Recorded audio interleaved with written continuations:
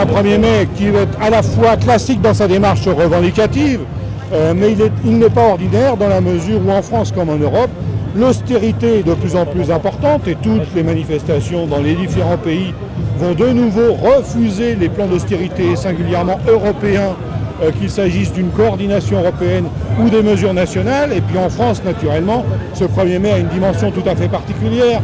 Et je crois que les fortes participations qui nous sont relayées des manifestations qui ont eu lieu ce matin montrent que beaucoup ont compris que la volonté du président de la République actuelle de détourner le sens du 1er mai pour en faire un meeting politique, mais plus que ça, pour tenter encore une fois d'opposer les salariés entre eux, entre ceux qui travailleraient et les assistés, bref, de cliver le monde du travail, cette mobilisation montre qu'il faudra que tout pouvoir politique, et nous aspirons à un changement de président de la République, tout pouvoir politique soit à l'écoute des revendications sociales qui se réaffirment à l'occasion de ce 1er mai.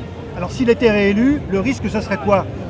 Le risque, ce serait les 5 dernières années, peut-être puissance 10. Et on peut supposer que le président de la République irait bien au-delà encore. Il en a déjà un peu annoncé la couleur en matière de licenciement, en matière de convention collective, de protection sociale.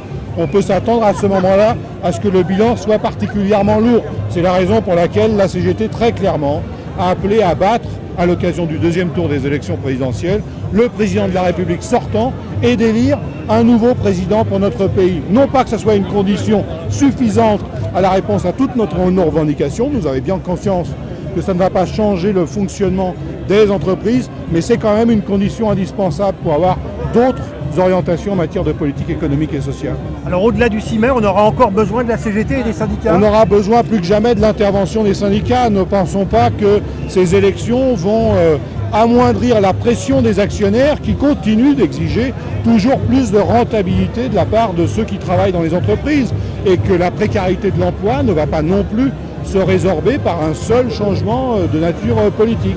Mais en même temps, ça fait partie des conditions à réunir pour que l'avenir soit meilleur. De vrais travailleurs, nous sommes tous de vrais travailleurs, nous sommes tous de vrais travailleurs.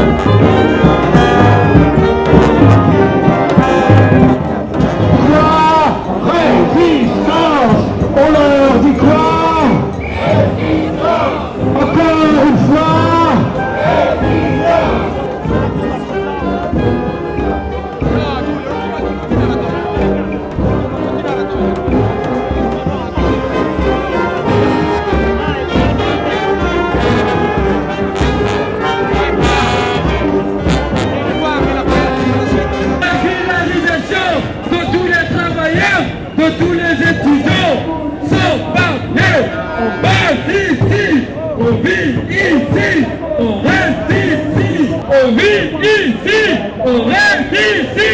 Régularisation de tous les travailleurs, de tous les étudiants sans papier. Ah, non, mais ça